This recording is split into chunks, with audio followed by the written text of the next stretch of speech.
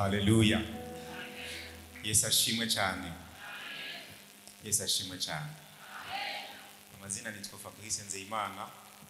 Hanyuma ndanezerewe ngire umuntu ari hafi yawe uti aranezerewe cyane kwa muri kino kibanza.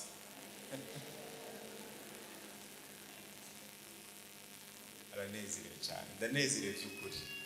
Ndanezerewe by'ukuri kuko nubwa mbere nshitse hano ariko si ubwanyu.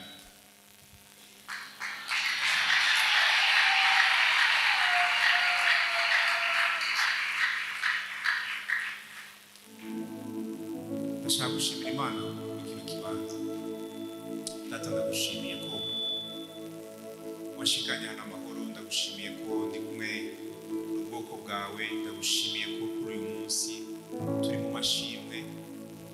Turiko turagushimira ibyo wadukoreye muri kuno kwezi. Turiko turagushimira ibyo wadukoreye mu buzima bwacu. Ndasenze Mwami mu gihe ngiye kuganira n'ubwoko bwawe ntaba ari jewe ariko izina ryawe rishimwe hejuru. Data, nta majambo dufise twovuga, nta majambo dufise twokoresha kugira ngo twerekane uko tugukunda.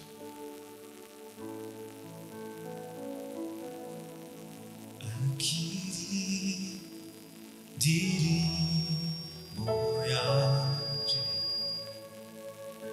indirimbo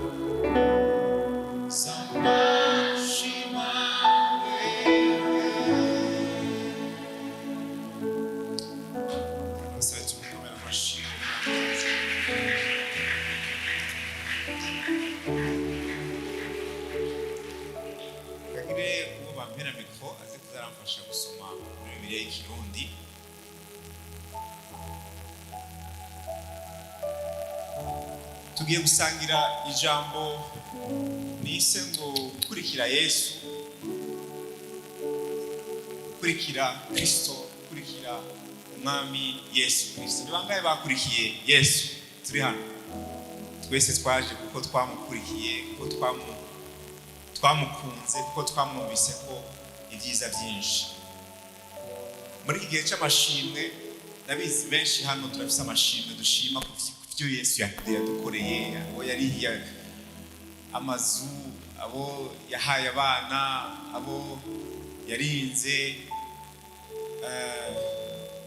n'ibya kera byose murabizi ko Yesu yaturinze ibintu byinshi. Turi igihugu cyabaye mu ntambara nyinshi, hari aho waciye Yesu akakugirira neza akakuzigama. Ibyo byose turabishimira Imana. Haleluya.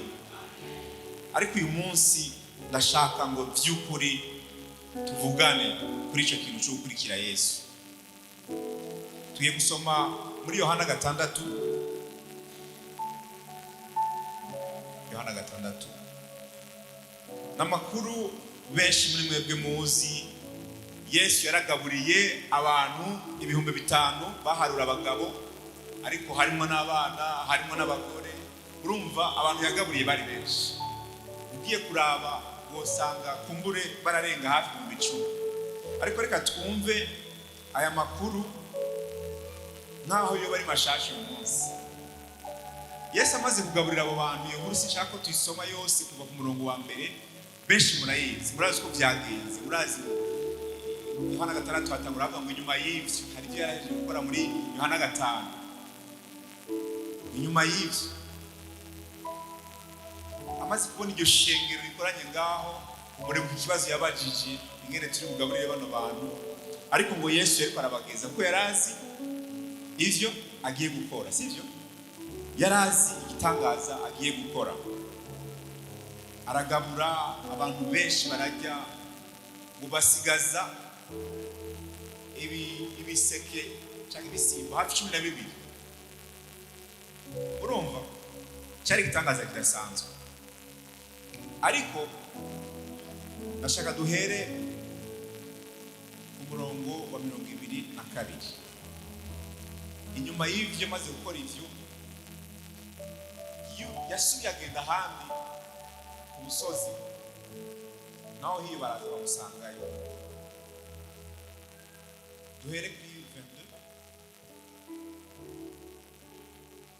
Bukeye bwaho rya shengero ryari rihagaze hakurya y'ikiyaga, rimenya ko ata bundi bwato bwariho atari bumwe, kandi yuko na Yesu atajanye n'abigishwa biwe mu bwato, ariko abigishwa biwe nibo bari bijanye. Mugabo hari amato ajabuka ava i Tiberiya, afata hafi ya hahantu baririye imitsima ihezagiwe n'umwami Yesu. Nuko iryo shengero ribonye ko Yesu atariho ari, n'abigishwa biwe nabo ari uko, rija muri ano mato naryo rijabuka i Kaperinaumu rirondera Yesu. Bamubonye hakurya y'ikiyaga baramubaza bati, mwigisha, waje ino ryari? Yesu arabishura ati, nukuri ndababwire, ntimundondera kuko mwabonye ibimenyetso, ariko nuko mwariye kuri ya mitsima mugahaga. Ntimukorere ibyo kurya biyoka, ariko mukorere ibyo kurya bihoraho bizana ubugingo budashira, nivyo umwana w'umuntu azobaha, kuko ari we Imana Data yashize ku ikimenyetso. Baramubaza bati, tugire dute ngo dukore ibikorwa by'Imana? Yesu nawe arabishura ati, igikorwa cy'Imana ngiki, nuko mwizera uwo yatumye. Nuko baramubaza bati, none ukora ikimenyetso ki ngo kitubere tukirabe tukwizere? Ukore kimeze gite? Basogokuruza bacu barira manu mu bugaragwa, nkuko vyanditswe ngo yabahaye umutsima wo kurya uvuye mu ijuru. Yesu arababwira ati, nukuri ndababwire, si Mose yabahaye umutsima uvuye mu ijuru, Data niwe abaha umutsima w'ukuri uvuye mu ijuru. Kuko umutsima w'Imana ari umanuka uva mu ijuru, ugaha abari mu isi ubugingo. Baramubwira bati, mugenzi, na ntaryo uzuhora uduha uwo mutsima? Yesu arababwira ati, ni jewe mutsima w'ubugingo. Uwuza kuri jewe ntazosonza namba, kandi unyizera ntahazogira inyota namba. Ariko narababwiye yuko mwambonye muraheza ntimwizera. Ico Data ampa cose kiranshikira, kandi uwoza kuri jewe sinomuhinda na gatoya. Kuko ntakuwe mu ijuru no gukora ibyo nigombera, ariko nazanywe no gukora ibyo uwantumye agomba. Kandi icyo uwantumye agomba ngiki, agomba yuko mu byo yampaye byose hatagira na kimwe kinzimirana, ariko ngo nze nkizure ku munsi w'iherezo, kuko iki ari cyo data agomba yuko ubona umwana wese akamwizera agira ubugingo budashira, nanje nkazomuzura ku munsi w'iherezo. Buno abayuda baramwidodombera kuko yavuze ati ni jewe umutsima wamanutse uva mu ijuru. Bati uyu si we Yesu mwene Yosefu? Na se na nyina turabazi, none avuga ate ngo namanutse mva mu ijuru? Yesu arabishura ati ntacyo mugira imyidodombo muri mwebwe. Nta n'umwe ashobora kuza kuri jewe data yantumye atamukwegereye, nanje nzomuzura ku munsi w'iherezo. Urindiriye ngaho. Bene data, ikibazo nshaka kubaza biciye muri bino byanditswe uyu munsi ni ikibazo coroshe cyane. Wakurikiye Yesu kubera iki? Wakurikiye Yesu kubera yagukoreye iki? Muri kino gisomwa kirekire cyane, uraza kucisomera muhira, uraza kuraba ibirimo, biraboneka neza yuko bano bantu bari bahaze umutsima, bari bahaze umukate, hanyuma babona Yesu, bakimubona bumva bo bandanye bamukurikira kugira ngo abandanye babera boulangeri. Bumva bokurikira Yesu ngo abandanye babera poissonnerie, aho bakura umukeke. Babona, urumva Yesu hari byinshi akora kandi by'ukuri arabishoboye, ariko sico cyari cyamuzanye. Ndashaka mwumve neza, ubutumwa bushobora kutaza kuryoha cyane cyane ko turi mu mashimwe y'ibyo Yesu yakoze, ariko ndashaka ngo ayo mashimwe aje muri context y'ijambo ry'Imana. Jewe nakijijwe mu 1999. Umva hariho benshi hano bakijijwe mu 1975, harabamye bashingira intahe, umva ndi umwana. Ariko igihe nakizwa twari mu gihe cy'intambara, murabizi. Warumva amasasu hano, ukumva amasasu hariya, ukinyegeza mu gitanda, umuntu akakubwira Yesu.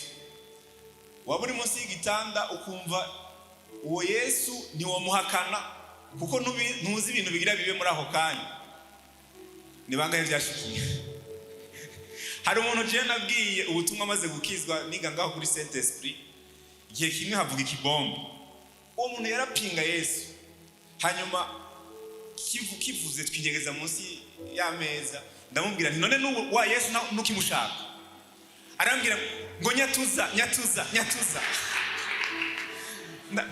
Ndamubwira nti vuga ngo mwami Yesu ndaje imbere yawe. Kandi Imana ishimwe yarakijijwe arabandanya. Nyuma yagiye gusengera muri bombeje, arakura, duhora tubitwenga. Twakurikiye Yesu kubw'impamvu zitandukanye. Hariho uwaje ababaye, umugabo yagutaye, uravuga barakubwira ngo Yesu arakiza imibabaro yose, uramukurikira kandi by'ukuri yarakugiriye neza, aguha umunezero. Uraza hano usanga indirimbo ziryoshe, ntabwo Yesu nukuraragira neza, yarankijije. Urakizwa kubera uciye aho hantu. Uwundi nyeninzu yaramaze kukwandikira nk'inshuro 10, warabuze uko ubigenza, urasenga, Yesu arakora igitangaza, nka kwa kundi manu yakoroka iva mu ijuru akagaburira abantu mu bugaragu. Hariho ukuntu twagiye dukurikira Yesu. Ibihugu byinshi rero byaciye mu mibabaro, byaciye mu ntambara, amashengero aragenda bamanini, sivyo? Hanyuma uko amahoro aza, nko mu bihugu by'abazungu aho bageze ubu, bakubwira ngo Imana ntibaho benshi. Uko abantu bagenda bishugwa, bagenda bava kuri Yesu bamwe. Hari umuntu umwe yavuze ngo iyo abarundi benshi, ndashaka kuvuga abanyafrika, ngo bashitsi Burayi, benshi baragwa kubera byinshi basengera leta irabitanga.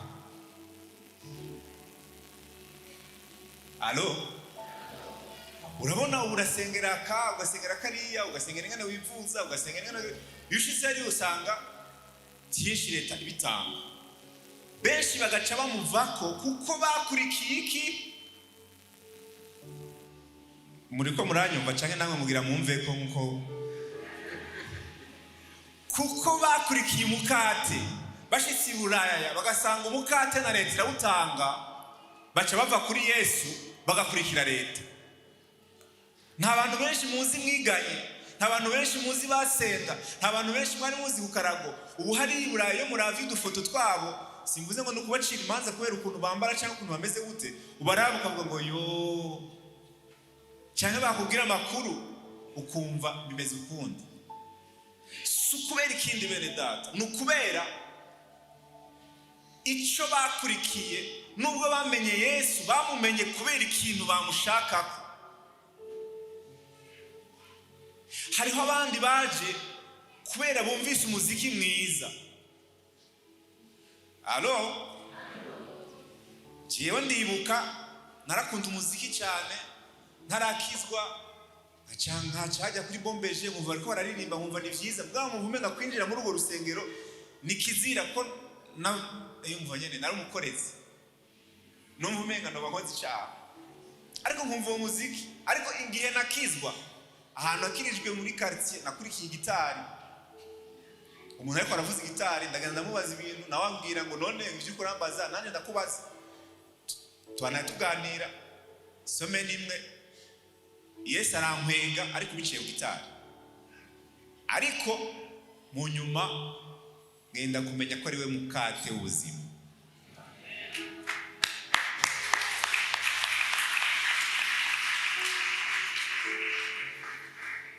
Ndashaka ngo tubanze twibaze ikibazo. Mbega Yesu yaje gukora iki?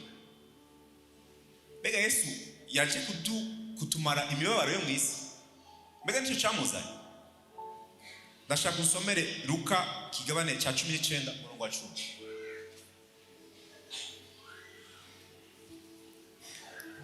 Luka 19 ku murongo wa 10. Kandi umwana w'umuntu yazanywe no kurondera no gukiza icyari cyazimiye. Muriko muranyumva? Umwana w'umuntu yazanywe n'iki? Kurondera no gukiza icyari cyazimiye. Umutima wa Kristo icyatumye ahaguruka akava ku ntebe ntiyaraje kuba boulanger hano ku isi. Icyatumye ahaguruka akava ku ntebe ntiyaraje kudukiza ingwara. Alo? Ntiyaraje kudukiza ingwara, ntiyaraje no kuzura abapfuye kuko na Lazaro yarasubiye arapfa. Sicyo cyari kimuzanye. Hari ibintu byinshi Yesu yakoze twihenda tukibaza ngo nivyo byamuzanye kandi ari byiza. Haleluya. Amen. Dufise amashira hamwe yo kwazamva ngo leo canke ekonete canke ukumva limitere nta gihe murumva bagiye gutanga intebe kwishuri. Ntabyo murumva? Hari gihe babikora. None mwibaza yuko aricyo cyabazanye? Baje kumara udufaranga twawe kugira ngo ugure amayinite. Bari muri business ariko kubera leta ibasaba kugira hari gihe bagira ibi. Rero mission y'umuntu ubwirizwa kuyimwumvana we ubwiwe ariko aravuga icyamuzanye imbere. Yesu rero icyamuzanye Bibiliya kitubwiye icyamuzanye kwari kurondera abazimiye ngo bakizwe, bakire, umutima ukire. Adamu yari yaravuye ku Mana biciye mu cyaha. Adamu wa nyuma ariwe Yesu Kristo yaraje kugira ngo asubize hamwe umuntu n'Imana.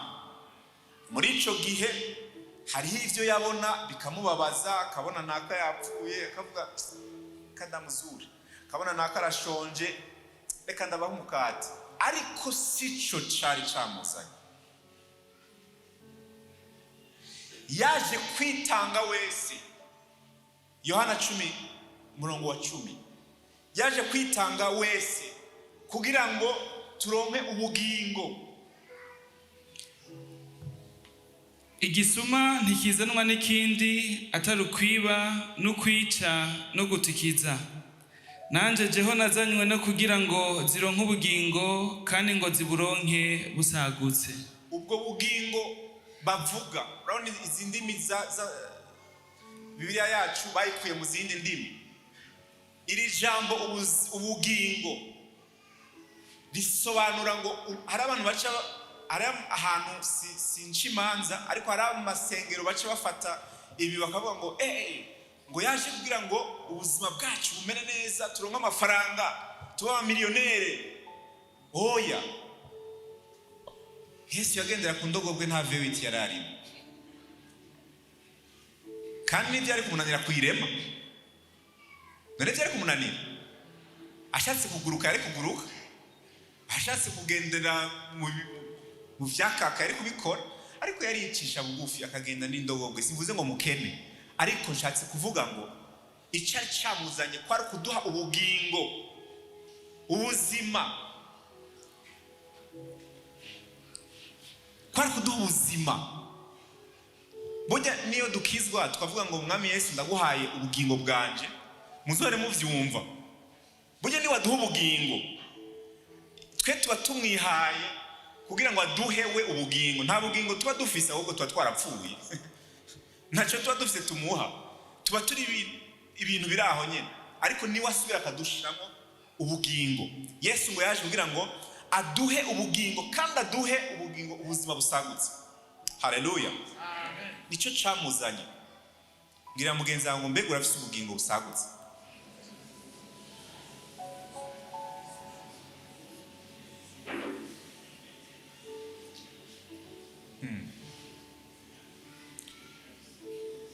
Rero bene data, ndashaka kubabwira ngo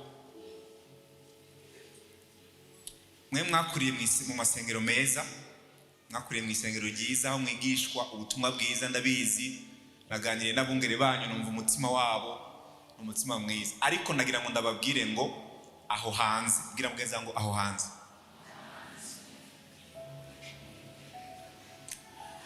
kandi bwira mugenzi wawe ngo aho kuri YouTube,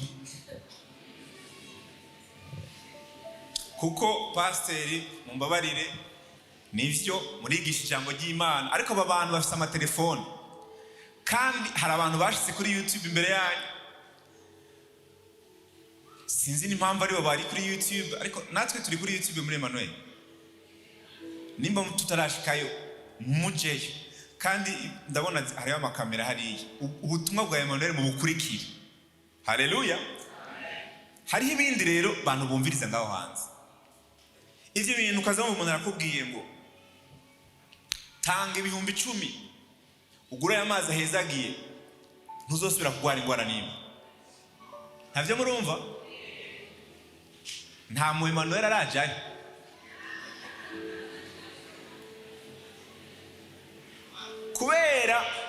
Kubera pastor ahagarara hano akababwira ngo Yesu arakiza, araguha ubugingo, nawe ukumva ntabivuze, ashiramo ibintu vy'imiriro n'imiyaga, ugaca ugenda hari ukaza mu muntu avuze ngo haleluya.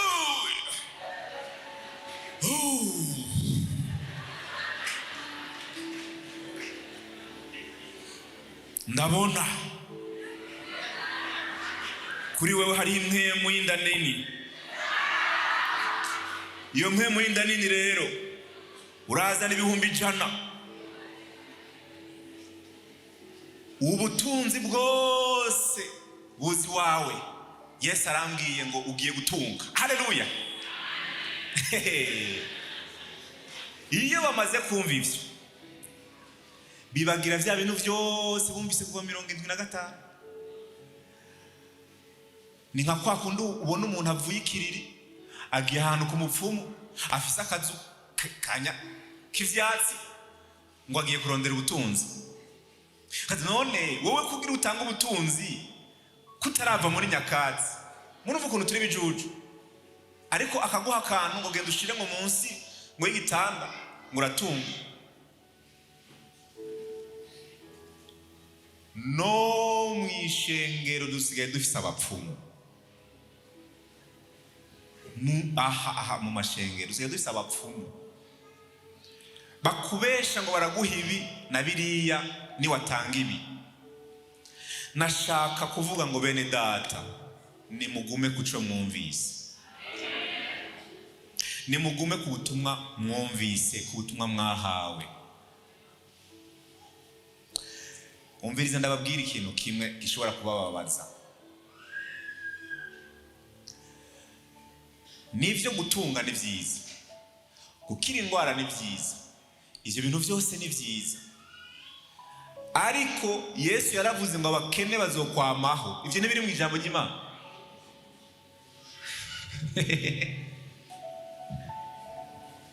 Ni ijambo ry'Imana, ntibiri muri Bibiliya. Iyo nkuru murayibuka aho yavuye. Yuda yarabonye wa mugore asutse parufe y'igiciro ku birenge vya Kristo. Kubera asanzwe ari umujanja, Yuda murabizi niwe yarakorakora ngo mu vya Yesu. Atangura kuvuga ngo ibingo twari kubifashisha abakene, ngo twari kugira gute. Yesu aravuga ngo uyu muntu yakoze igikorwa cyiza, abakene muzokwamana. Muriko muranyumva? Rero nshatse kubabwira, naho bababwira ngo nimutunge, isi izorinda ivaho vy'ukuri abakene bakiriho. Ntihagire umuntu ababesha ngo abakene bazohera. Ntihagire umuntu ababwira ngo arafite amavuta ngo yo gusengera abantu bose ngo batunge. Ivyo ntibibaho. Haleluya.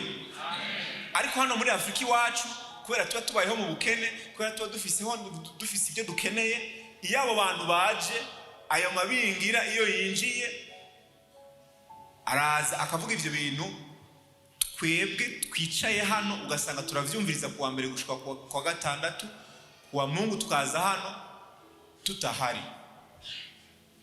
Nari naje kuvuga hano muri Emmanuel ngo dukurikire Kristo, kuko Kristo ariwe mukate w'ubuzima. Nari naje kuvuga ngo dushima ko Kristo yaduhaye umukate, ariko twishimira ko yaduhaye umukate w'ubuzima. Nari naje kuvuga hano ngo dukurikire Kristo, atari kubera yakoze igitangaza, ariko kubera ariwe gitangaza cawe. Nari naje hano kuvuga ngo dukurikire Kristo, atari kubera yaduhaye umukate, ariko kubera twatahuye ko ariwe mukate w'ubuzima. Nari naje kuvuga ngo dushime ko twakize indwara, ariko twibuke ko Kristo ariwe buzima. Nari navuze ngo dushime Imana ko yaduhaye ibirato twambara, ariko tunayishime tuyibwira ngo data, naho noba nta birato nambaye, nzohagarara ndagushime. Nari naje kugira ngo ndakubwire ngo Yesu yagukirije iyo ndwara, ariko umubwire ati nka kwa kundi tubiririmba ngo naho nzoba ndiko ndafa, nzoririmba mvuga nti ntaho nigeze kugukunda nk'ubu. Nari ngira ngo ndakubwire ngo Stefano yaratewe amabuye. Nari ngira ngo ndakubwire ngo Petero bamubamvye bamucuritse. Agakiza koroshe, agakiza kakubwira yuko uzogenda gusa kuvuga ubutumwa muri Canada, ariko utazogenda kuvuga muri Somalia, ariko utazogenda kuvuga muri Afghanistan, utazogenda kuvuga mu Cankuzo, uzogenda kuvuga ubutumwa muri Canada gusa. Ako gakiza siko gakiza Bibiliya itubwira. Bibiliya itwereka gakiza yuko iyo umuntu yamaze kwakira gakiza, iyo umuntu yamaze kumira Kristo, ntaho atagenda. Iyo aguhamagaye uritaba. Haleluya. Nari naje kubabwira ngo agakiza Kristo atanga sagakiza kinjira mu mufuko gusa hano, hanyuma uyundi nikinjiremo, inyuma nikinjire. Nimba Yesu Kristo waramwakiriye, reka yinjire mu vyumba vy'ubuzima bwawe bwose. Haleluya. Kuko benshi muri twebwe twaramwakiriye ariko ni ku munwa. Mbega wowe witeguriye gupfira Kristo? Ijambo ry'Imana rivuga ngo kubaho ni Kristo no gupfa sivyo. Kubaho ni Kristo no gupfa ni nyungu. Mbega bisigura iki? Bisigura iki ga bene data? Urabona akakiza kacu ko muri iyi myaka, je ndibuka sinakijwe kera, ariko ico gihe nakizwa gutwara Bibiliya honyene uri mu jeune vyasa n'ibintu baca babona umenga uri umuntu w'umupeiza.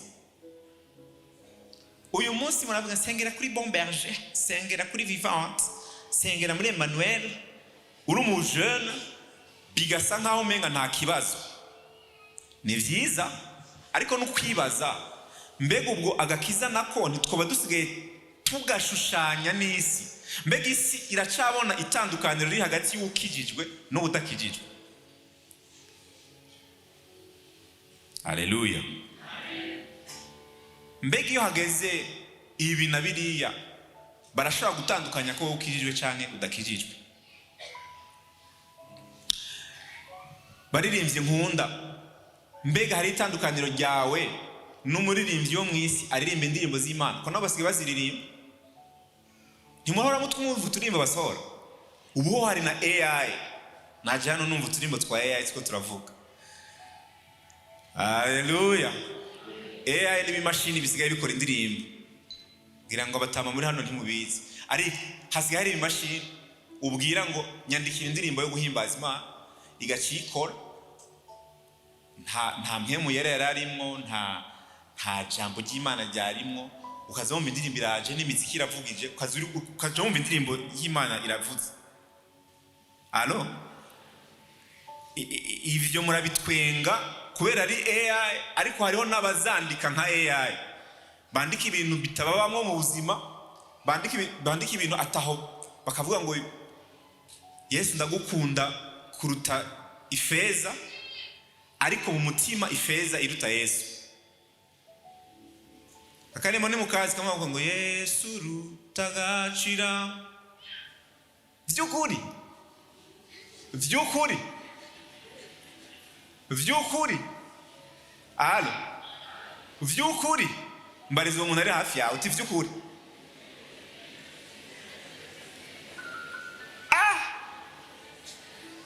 Ubu wabona icumba cuzuye ibinoti vya $100 hano hirya nabo bakubwira ngo hani Kristo.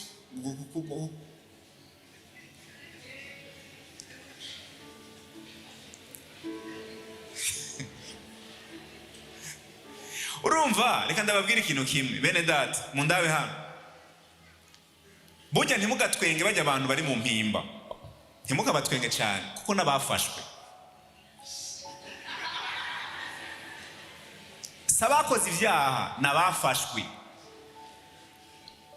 Burya uzomenya ko utari umusambanyi umunsi iyo occasion izoza ukayisimba. Ariko nimba itaraza ntukavuge ngo ndi umusambanyi. Murumva icyo nshaka kuvuga? Alo? Ibintu turirimba, ibintu tuvuga, mbega vy'ukuri birabaho mu buzima bwacu? Ni ukuri ku buzima bwacu? Ndashaka kubabwira mpeza ko icyanzanye n'ukuri je ndumva nagikoze, no kubabwira Kristo ko dukwiye kumukurikira ukundi. Ariko nagira mvuga akantu ka nyuma kajanye no gushima Imana, ko turi mu gihe cyo gushima Imana.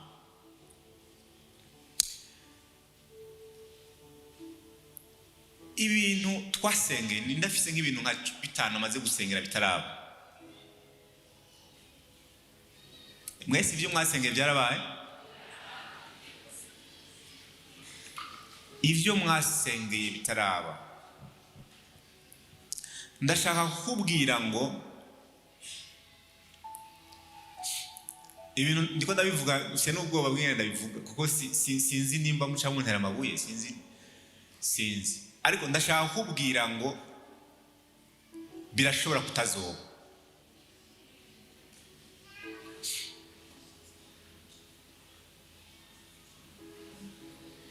Allo? Hano n'abantu bakuze basenga ko bazoba pilote. Kandi nkaho usanga ari nk'umuntu afite imyaka 60 yashaka kuzoba president cyangwa yashaka urumva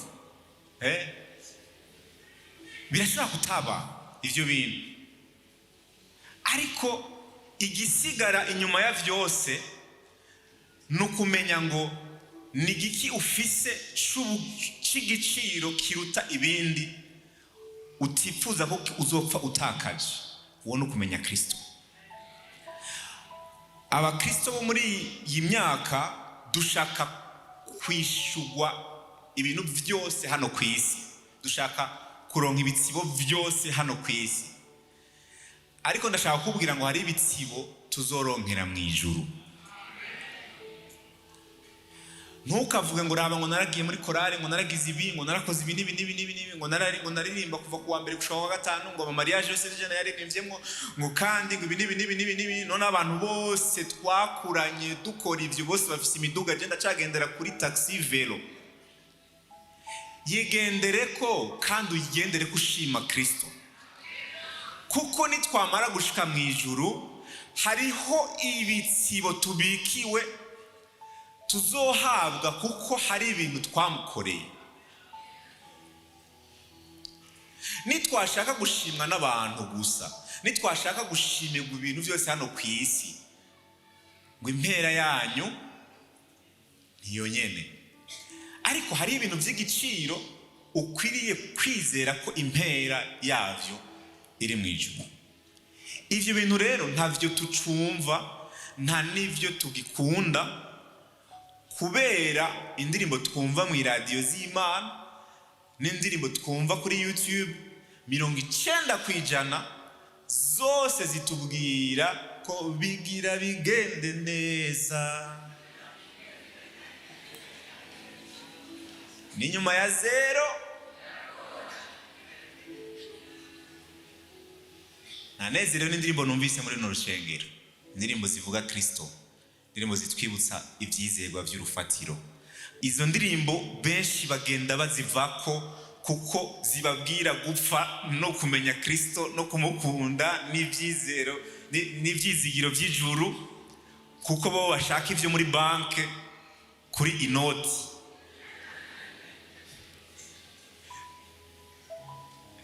Rero muze dusubire by'ukuri kwisoko, muze dusubire kuri Kristo.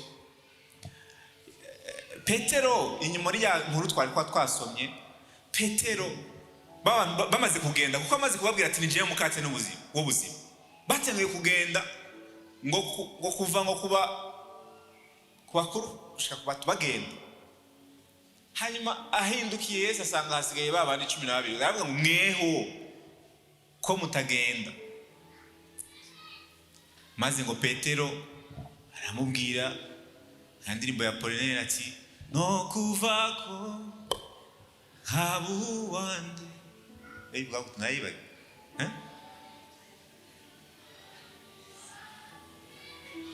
oya apani Yesu ntewiteka ryo kuba hano mu bwiza bwawe, aho niho wangeneye, naje kubuntu bwawe, ntagufise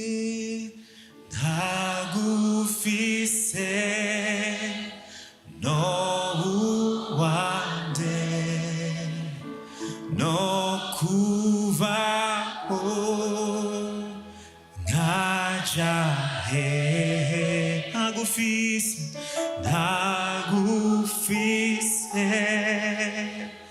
no wande no kuvaho nkajahe.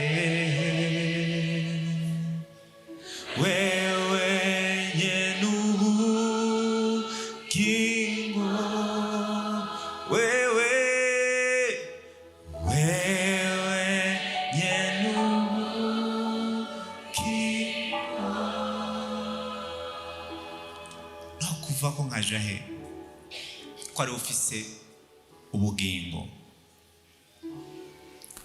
Rero bene data ndashaka dusenge, kana basa duhaguruke.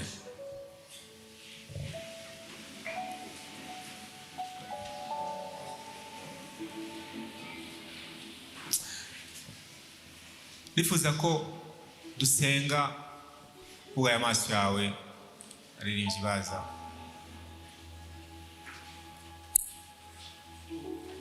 Ugaye amaso yawe mudugiriza ibiganza byawe.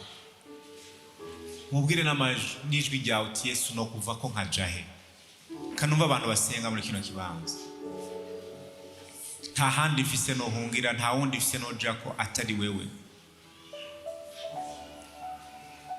Ni wowe nyene ubugingo, ni wowe nyene nyiricubahiro, ni wowe alfa na omega.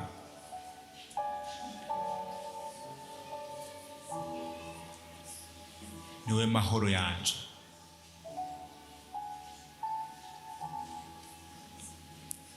Yesu ndakumiye ko, Yesu ndagukunze, Yesu kuri uyu mugoroba nongeye kugukunda kandi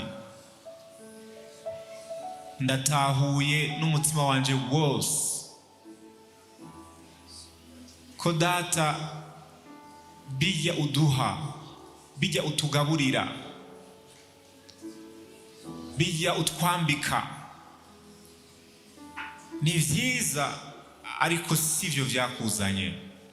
Waje kugira ngo duhe ubugingo kandi ubugingo busagutse. Waje kugira ngo duhe ubugingo busagutse.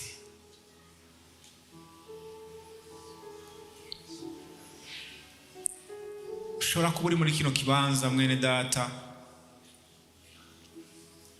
ubizi neza ko haheze igihe kirekire vy'ukuri uvuga ko ukunda Yesu, ariko umukundira ivyo yaguhaye canke ivyo ushaka ko aguha, ariko wumva neza ko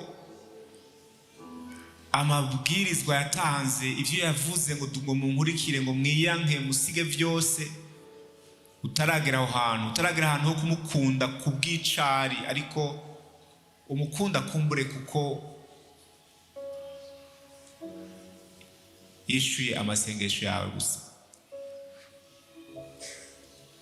Umuntu ashaka kwegera Kristo akavuga ngo Kristo shaka kugukunda wewe, ntagukundiye ivyuma.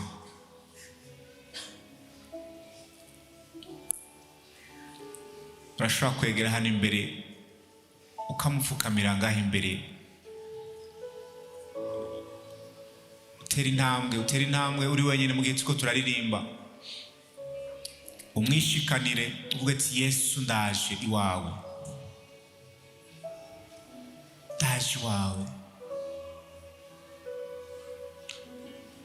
Iwewe mukiza wanje, uti ndaje iwawe.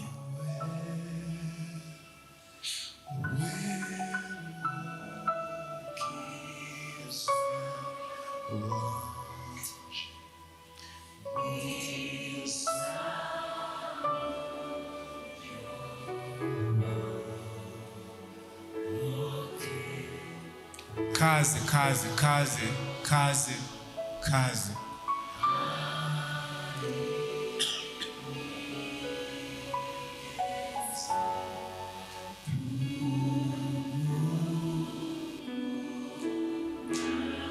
Turaje data, turatahuye ko dushobora kuba twagukurikiye utariko.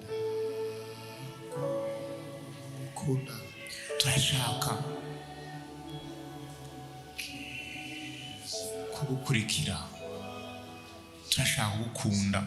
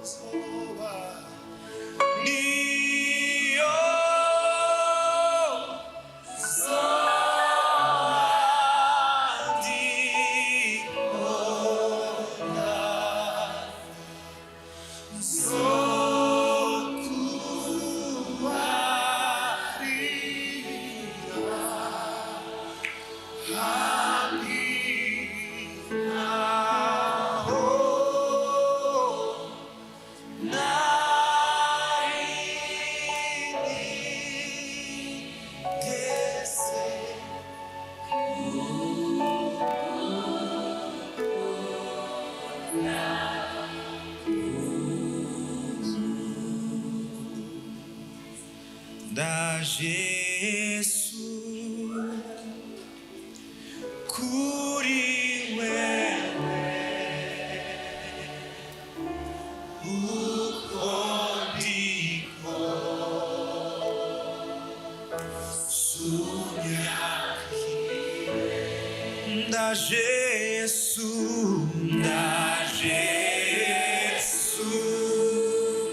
kuri wewe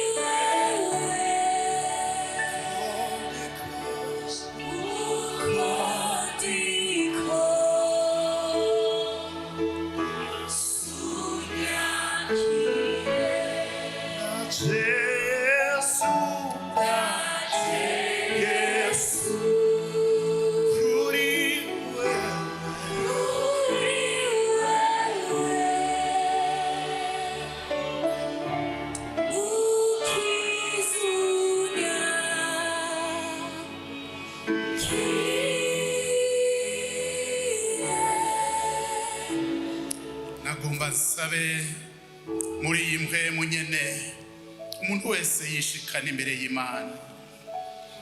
Birashoboka waramenye Yesu mugabo kuno mugoroba twumvise Yesu atanga ubugingo, Yesu amaripfa, Yesu amara umwivira, Yesu amara umunoho w'ivyabuno buzima, Yesu atanga umukate musima w'ubugingo kandi ari na wewe. Hallelujah. Tanga urusenge wewe uhagaze na wewe upfukamye, turagomba kwishikana imbere y'uwo mwami kandi avuga ngo abananiwe n'abaremerewe nibamuze ko arabarumuhura. Niwatanga amahoro ashitse, niwatanga umunezero, niwatanga kwagukirwa, niwatanga ivy'isi datanga. Amahoro yanje ndayabahaye, amahoro yanje ndayabagabiye, niko yavuze ngo imitima yanyu ntihagarare, imitima yanyu ntitinye n'uyu Yesu. Hari vyaguhagaritse umutima, hari vyaguhagaritse umutima, tangura kuvuga ati Yesu ndakujeko, musenge aguha umunezero isi yakwatse, aguha amahoro isi yakwatse. Ni Yesu mahoro yacu yava kagera yo muri buno buzima be no mu buzima buzoza. Ni Yesu umunyanazareti, ni Yesu yapfuye akazuka, ni Yesu atanga kufungura umuntu agahaga. Hallelujah.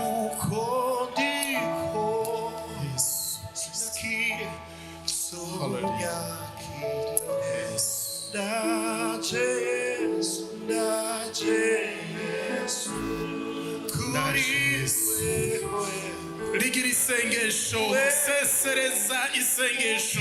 Uri ngaho warakijijwe, umva ko ari watanga amahoro, umutahane wumve ko agize umunaguro, imigenderanire idasanzwe.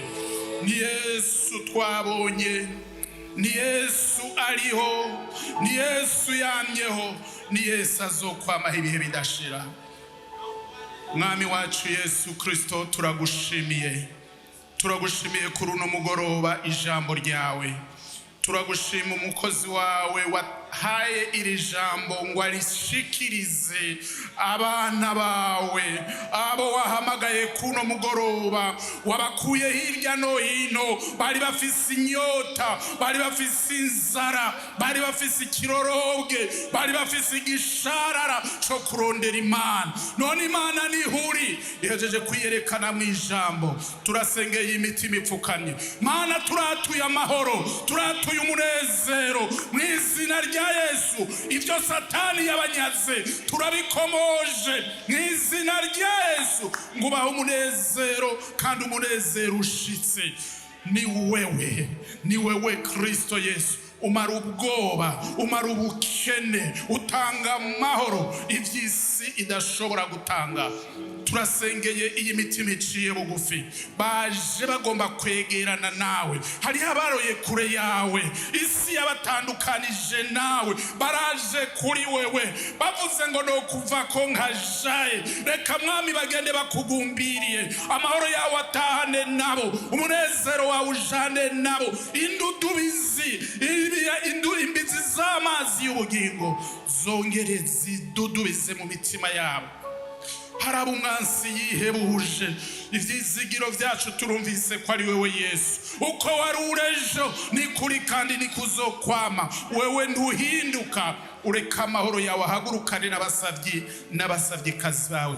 Ishengero ryose turisengeye. Mana yacu, tubonye umugoroba udasanzwe, tubonye umugoroba ugendeye abantu bawe, tubonye umugoroba uri kurayaga n'abana bawe, tubonye umugoroba uretse ngo akanwa kose ibyo kakwifuza ko ubikagabire. Ndagushimiye wa Mwami we. Hagati yacu harabo Satani yazengereje, abateza ibyago, abateza ingwara, abateza kwihebura. Turavumye impwemu yo kwihebura, turavumye impwemu yo kwihebura. Turasavye ivyizigiro bizima, amahoro mazima, ngo abana bawe bayakomoregwe, bagende bumva ko kukugira biruta kugira amafeza n'amazahabu. Wewe Yesu uruta vyose. Ndagushimiye ko wumvise ugusenga kwacu.